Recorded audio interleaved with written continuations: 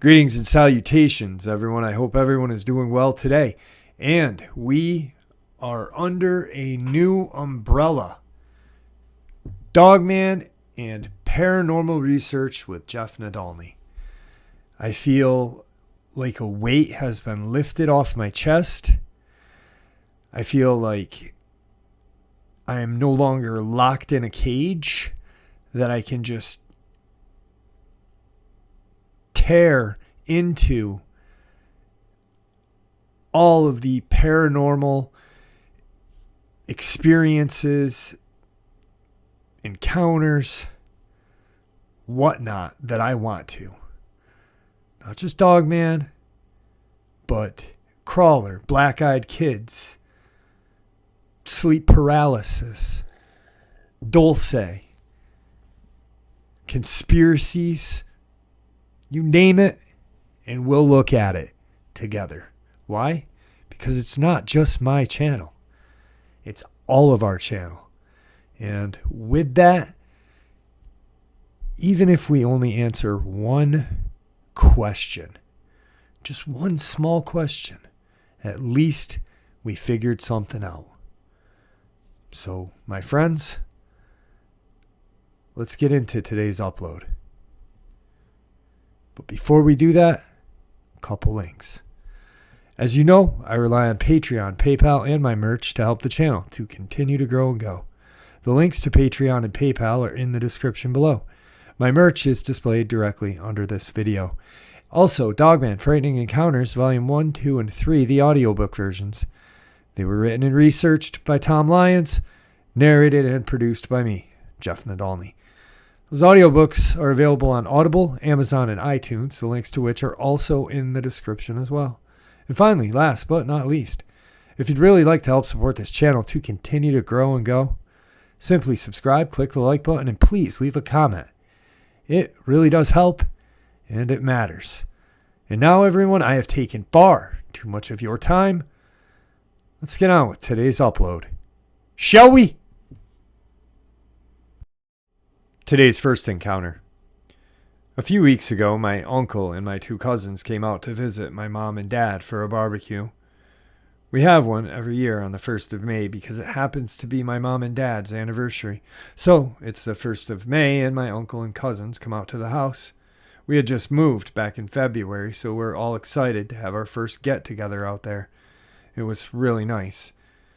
We're situated on a mountaintop with a decently sized yard that is completely surrounded by woods.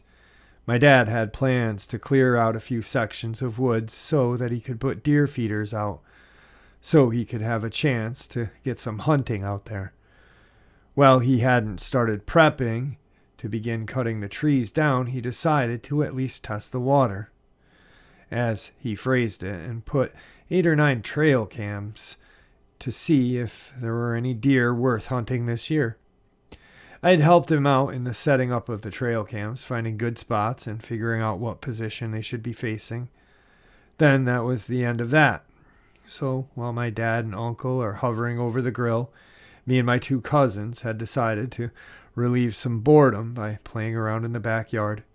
We had a trampoline set up. The original owners of the house had decided to include their pool in the deal, along with a volleyball court they made on the far side of the pool, bordering the woods. So me and my two cousins are enjoying ourselves on the trampoline without a care in the world. After a short while, my dad and uncle came to us and announced that dinner's ready. So we all went inside and grabbed our plates, then back outside to the deck and sat down and ate. Me and my dad were the first ones finished eating. My dad looked at me and suggested that we should go out and check on the trail cams. We had done this many times before, sometimes checking them 3 or 4 times a week just to see what was out in the woods. However, this time would be a little different. My dad and I are going around the property checking all of the trail cams. We got to the point where we hadn't only checked one of them, but for some reason we couldn't manage to find it. After searching around for almost 10 minutes, we eventually found the exact tree it should have been on. I remember placing it on this specific tree. It was one of those trees that once you saw it the first time, it was damn near impossible not to recognize it. So my dad came up to me and started looking around, questioning that had I put the trail cam on this specific tree. I told him several times that this was the one that I had placed the camera on. I was 100% positive. So we start circling the tree, looking for any signs of our missing trail cam. While we are shuffling around trying to find it, I kicked something hard. I tripped over myself and looked down at my feet to see what had tripped me up, and there it was. Well, what was left of the trail cam. My dad came over to me and he saw, just as clear as I did, the trail cam was completely and utterly destroyed.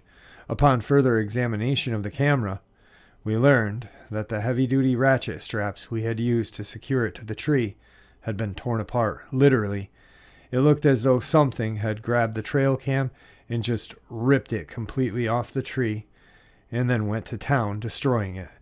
My dad, thinking that whatever did this must have stepped into the range of the trail camera and maybe we had gotten a picture of it. He tried to open the trail cam but had no success. This trail cam, which was almost damn near impossible to destroy, had been damaged so badly my dad couldn't open it. My dad, not wanting to admit defeat, grabbed his knife and exclaimed that he was going to get the damn thing open to at least get the SD card out. That was all he seemed to care about at that moment. So after a few minutes of forcing his knife into the trail cam, he finally managed to get it open. It took him a second to fully realize where the spot for the memory chip was supposed to be was in a tangled mess inside the trail cam. When he finally found the spot of the memory card, he pulled it out, and to his utter disbelief, the card had been broken in several different places while inside of the camera. My dad was beyond pissed at that point, because not only did he lose a $150 trail cam, he also lost any chances of figuring out what had done this. Now, even more upset than before, he said, "Let's get back to the house." He picked up the trail cam and we both headed back to the house. He told the others what had happened to the trail camera and then showed them. Fast forward to that night, my dad, my uncle, myself, and my two cousins all went out into the woods, just practically clinging to hope that one of the other trail cams had spotted the thing that had destroyed our other camera, since me and my dad had checked them. My dad and my cousins and I were together. So we began checking every single trail cam we had left. My cousins and I were heading toward the location of the third camera just to retrieve the memory card, because my dad had told us all just to grab the memory card and he'll search them out together. We all got about 15 yards away from the third trail cam, and in an instant a chill ran from the top of my head all the way down to my feet. I told my cousins about this, and they said, "We know, we feel it too." We all started panning, looking to see if we could see anything. Then I picked up on something in the direction we were heading to get the camera. I saw a figure. Me, thinking it's either my dad or uncle, called out, saying, "Hello!" Then it looked right at me and my cousins. I knew immediately that it was neither my dad nor my uncle because it had glowing red eyes. At first glance, I thought maybe it was an animal like a deer, thinking that it's just reflecting the light from our flashlights back to us. But that theory went straight through the window when we turned our flashlights away from it, and then it stood up. I watched in utter horror and disbelief as this thing stood up very slowly, from about the level of a deer to about 9 feet off the ground. As my cousins and I are standing in shock, it let out this deep guttural growl and started to advance towards us. I was the first to snap out of this sort of trance we were in and grab both my cousins to try to get them to move so we could run. One of my cousins managed to get out of his trance as well, and we both tried to grab the other one. My other cousin finally showed a sign that he was out of the trance, and just before I could utter the words to run as fast as we could, this thing leapt into the air and landed on top of my cousin. That took the longest to snap out of this whatever trance we were in. Myself and my other cousin fell to the ground as this creature landed. Then it let out the loudest growl before getting off my cousin and grabbing him by his throat. The creature lifted him up off the ground and roared directly into his face before looking at my other cousin and I. The creature threw the first cousin away and then hit my cousin across the face, causing him to fall back to the ground. Then it stared directly at me. It took one gigantic step forward and lifted me off the ground as well. Then did the same roar it had done to my cousin, only much louder. I yelled for my cousins to run if they could. One cousin was helping his brother get back to his feet after being thrown, and they looked at each other, then at the creature, and decided there was only one thing to do. In desperation, they had picked up a fallen tree branch from the ground and charged at this creature. One of my cousins connected a swing to its head, while the other went directly for its arm. The force of the blow to the creature's head caused it to falter, while the multiple hits to the arm caused it to drop me. My cousins tried to get a few more swings in, but the creature had managed to right itself and caught both incoming blows, going directly for its head. This monster then grabbed both my cousins, one in each hand, and then threw them away, causing my cousins to just drop the branches they were using for weapons and fall back to the ground. All three of us got together and tried to run, but the creature swung one of its arms and connected to all three of our chests, causing us to fall. The creature reared back its head and let out the most terrifying roar I had ever heard, then started to move again towards us. Just then a gunshot rang out, then another and another. All three shots connected to this monster. I looked up just in time to see the creature fall to the ground, appearing to be lifeless. I looked over my shoulder to see my dad and uncle both standing there, as white as sheets, both holding a rifle in their hands. They both hurried over to me and my cousins and told us to run back to the house immediately, fearing the creature was not dead. Both of my cousins booked it back to the house, whereas I did not. I wanted revenge. I wanted it to be dead, for good. I jerked the gun out of my uncle's hands and proceeded to empty the rest of the magazine into this thing's chest. Once I was sure it was dead, I hit it across the face with the shoulder stock of the gun and spat in its face and screamed, "How do you like that?" I handed my uncle back the rifle, which he immediately loaded another magazine into. I walked past my dad and started heading back toward the house, with my uncle and my dad following close behind me. We finally get to the edge of the woods and start making our way across the small field to get to the house. Then out of nowhere, we hear several more growls and roars, sounding almost exactly like the creature we had just killed. Hearing this, immediately my dad screams to run. So we did. All three of us started to book it toward the house as fast as we could.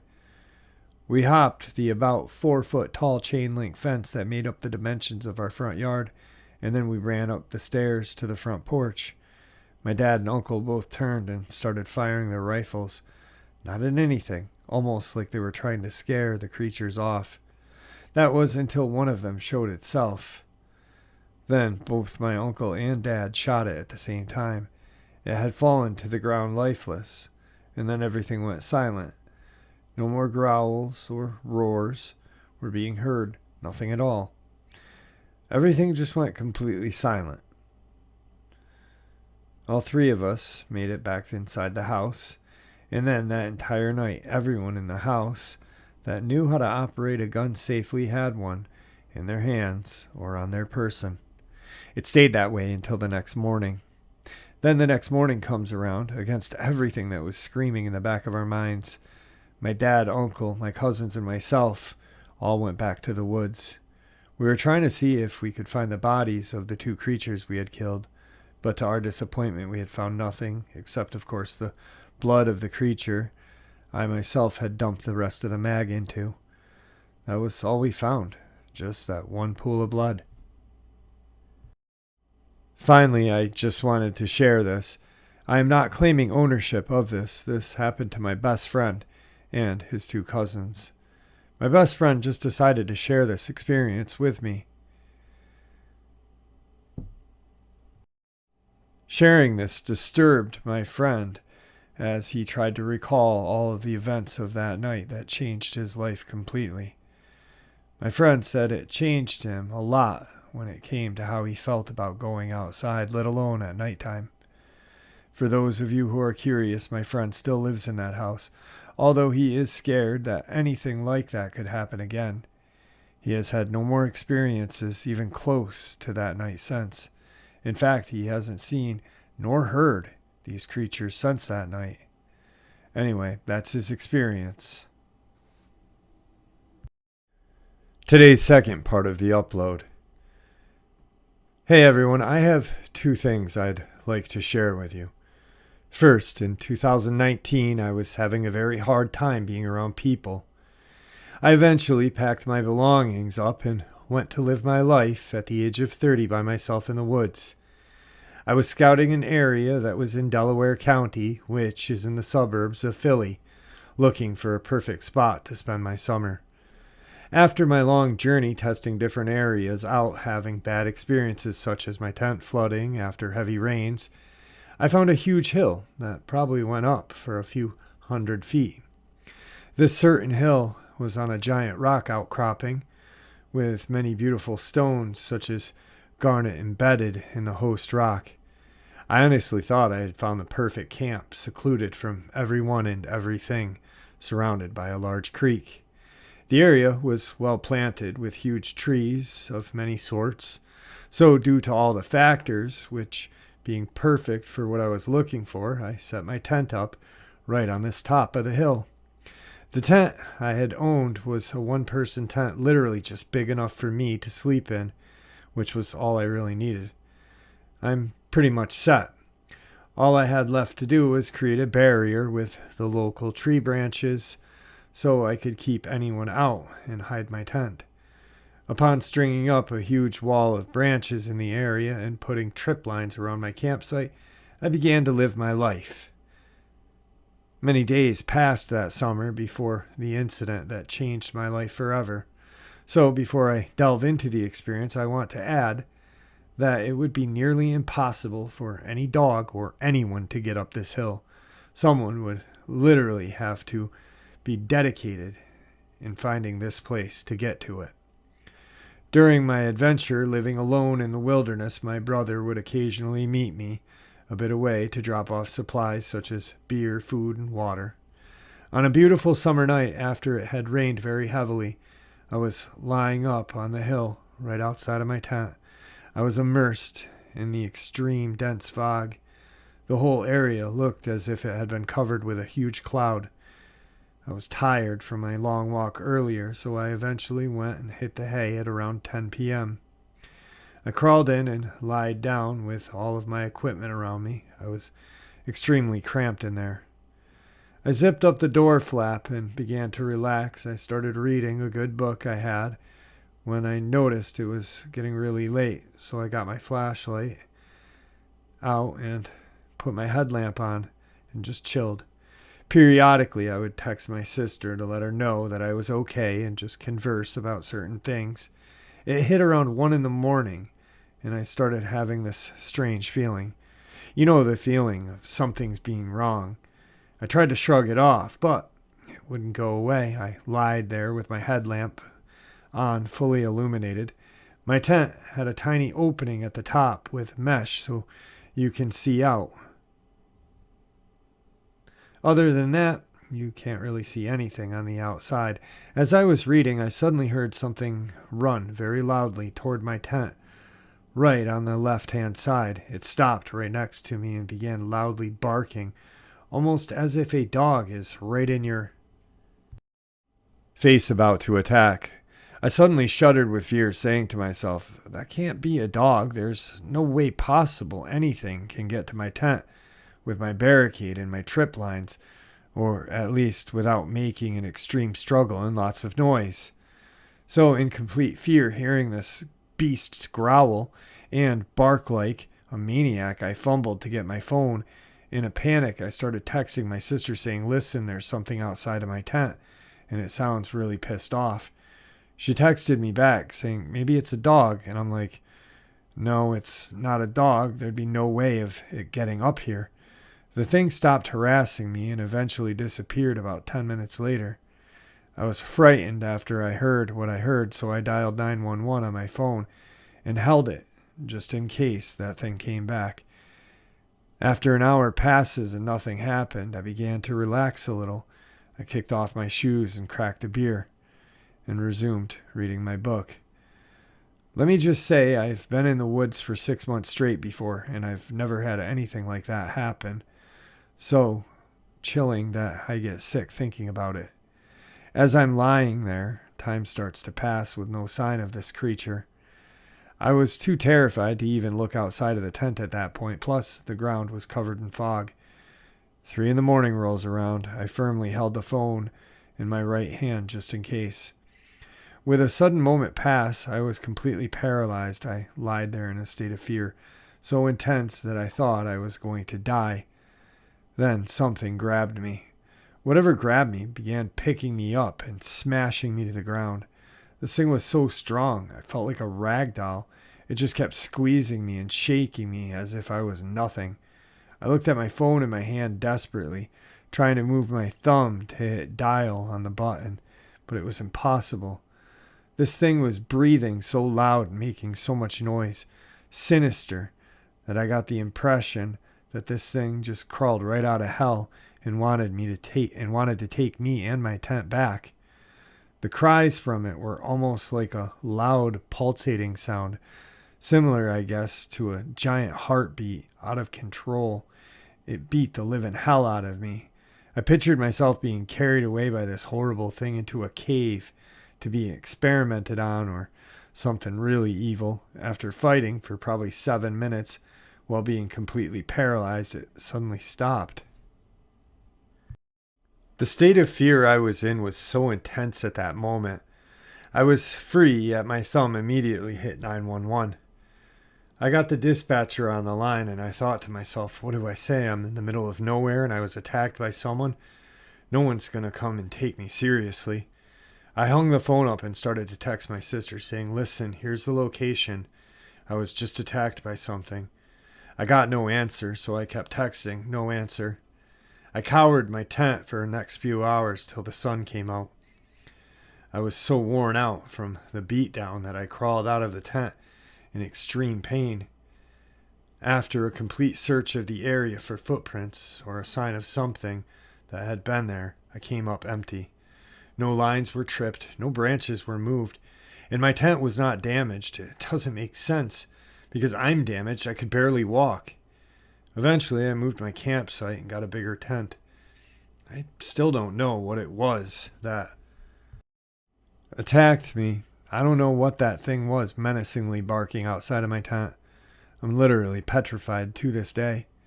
I now know that there are things so powerful out there they can literally paralyze you by just coming close. Apparently, they can beat the hell out of you through your tent without leaving a sign of having even been there. Was it a Bigfoot? Was it a Dogman? I don't know. But it could have killed me very easily if it wanted to. It could have made me a missing person in a heartbeat. I don't know how I survived or why. I have a feeling that this thing was pissed at me for tearing down giant tree branches to fortify my camp, but not exactly sure. That day I tore a lot of branches down. Then I was attacked, so to anyone out there, if you are camping, don't harm any type of tree or plant that may trigger these things to attack. Same person, second part to their upload. So I was thinking about sharing something. The mysterious black dog that's often sometimes seen in the United States, but a lot all over Europe, especially England. So the tale is that if you see this black dog more than 3 times, you are going to have an untimely death. I've known a bit about this phenomenon for a bit, not exactly sure if it's an actual animal or something like a dogman or a hellhound, but anyway, I have a great experience from a family member that did some strange things, and here's what happened. This family member that I'll call Joe was young, 18, and this was back in the early 80s. He was in high school, hanging out with a few of his friends, searching his friend's attic when they came across two very old books. One was the Lemegadon, and the other was the Book of Shadows. Joe and his friends took the books back to Joe's house, and one Friday night, when they got high and were drinking, they took the books out, and from one of the books summoned a demon using a huge drawn-out pentagram. This certain spell in the book was a spell to come across treasure and riches in your life. After the spell, Joe said he felt something weird but shrugged it off and continued his daily life, such as going to school. He would walk to school from his really nice home with a wooded backyard in Bryan Morrow, Pennsylvania. So after the spell, Joe was walking home from school a few days later to his house, which was on a dead-end road, and he came close to the front of his house and noticed a very large black dog sitting on his front door step, just staring at him. He said it wouldn't take its eyes off him. Whenever he moved, the dog's head would follow. Joe, being startled by this, ran around the side of the house through the back door which led to his kitchen. He closed the door behind him and called his dog Prince. Now Prince was a strong shepherd mix and would fight other dogs and usually win. Joe called Prince and didn't get an answer. He eventually found Prince cowering under the kitchen table, very frightened. This creeped Joe out. From all this going on, went to peek out the front door, and the black dog was still there, staring right up at him. Now, Joe's a pretty tough guy, not much really scared him, but something about this dog gave him the chills. He thought it could have been related to the spell. Anyway, after some time, the dog just eventually vanished from his front doorstep, and Joe continued his daily life. And a week from then was having a party at the house where everyone was smoking and drinking. During this, Joe's friend was in the bathroom, so Joe went out to the back porch where there was a row of bushes you could pee in. Let me add that this is very dark and very late. Joe unzips his pants to relieve himself, and he looks down, and there's the same dog staring up at him, silently looking right into his eyes. Joe said he was horrified and zipped his pants back up and ran inside. After this, Joe was absolutely terrified, thinking what had he actually done during that spell. He was sure this thing was a intelligent creature that wanted to talk to him, and Joe did not want to have a chat with it. So we got the two books together the next day and slid them down a storm drain up the street from his house. He could clearly see the two books lying down in the drain when he had left them. Joe continued his normal life when all of a sudden, a few days later, he got the urge to go and get the books back. He didn't know why the urge was so strong, but he went to get them back. And he bent down when no one was looking. He said they had vanished. They were nowhere to be seen. Kind of puzzled, he went back home and continued his life again, and about a week later was cutting his neighbor's grass while his neighbor watched on the front porch. And he said while he was pushing the mower, he noticed the black dog running towards him. It jumped right for his throat, but at that instant it was so close to biting him, while the large white dog jumped and rammed into the black dog. Joe fell over and got up puzzled, like what the hell was that? He stopped mowing and went up to his neighbor and said, "Did you see that?" The neighbor said, "I saw you fall down." He apparently didn't see what Joe had seen. Joe spotted this mysterious dog 3 times and was convinced it was a demon in disguise as a dog to come and make some type of deal with him. He was sure it was summoned from the spell that was done out of either books of the Book of Shadows or the Lemegadon. Joe lived up to the age of 52, had quite a hard life, but was a great person. He got one huge settlement from a back injury, but never found some great treasure or fortune. Joe was also convinced that the white dog on the 3rd sighting was some type of angel in dog form that was fending off the black dog from stealing his soul. Tonight's final encounter. This happened 2 years ago. It was the evening I was driving from my house to the local Walmart. I drove around a bend, maybe zero point 0.2 miles from my house. I was driving slowly because people tend to fly through the road from the connecting lane and they get into accidents. It was overcast, but not dark yet. I glanced to the side of the road. I always scan the area because random things keep getting dumped there. Occasionally, discarded pets that would need to be rescued. I was about maybe 6 or 7 feet from what I saw. At first, I thought, oh, a fox, but then immediately recalculated due to the size, almost like my brain was trying to figure out what I was looking at. And then thought, a man in a wolf's costume? It was lying on its side and sort of propped itself up. I got a very good look at it as I stopped my car and stared.